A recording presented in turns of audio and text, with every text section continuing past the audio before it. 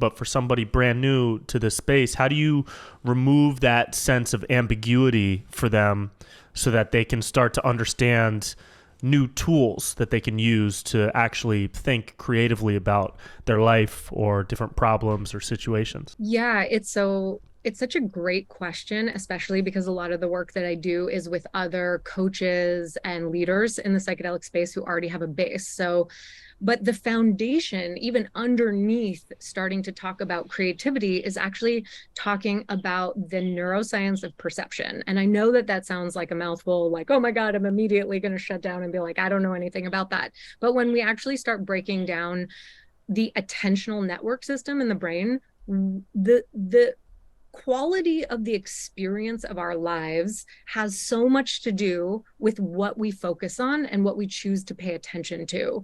So, a lot of ruminative thinking is actually because we keep paying attention to the same information over and over and over again. So, the analogy I like to use, and these are foundational modules that I usually teach before we get into the sort of deeper layer of creativity, because creativity is actually embedded in all of it.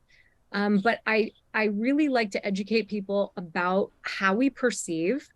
And when we look at reality around us, we're actually exposing our brain to like 11, 12 billion bits of information, of data points. But we hone in on a pinprick of information. And that's what we basically feed the mind to tell ourselves a story of what reality is and who we are. So we reinforce, I know this sounds woo, but this is actually neuroscience, that we see what we believe. So if I was raised by parents that taught me that money is really hard to come by, which is a very strong narrative in our culture, then it's easier, it's more energy efficient for my brain to look for information that validates that rather than Mm. proving my brain wrong and looking for new information. And that's actually how we get stuck in loops. And the interesting part about it is that when we start working with psychedelics, it actually opens the door of perception, as Aldous Huxley talks about. It's Yeah. basically widening our perceptual apparatus so that we start looking at information from a fresh perspective, essentially. So I can then use a creative thinking skill like, is that true? Is money really hard to come by? Or what other information can I look for and train my brain to look for that basically tells a different narrative? And so much of who we are and the quality of the experience of our lives comes down to the story we tell ourselves about Mm-hmm. who we are, what we're capable of, what's possible, what's not possible.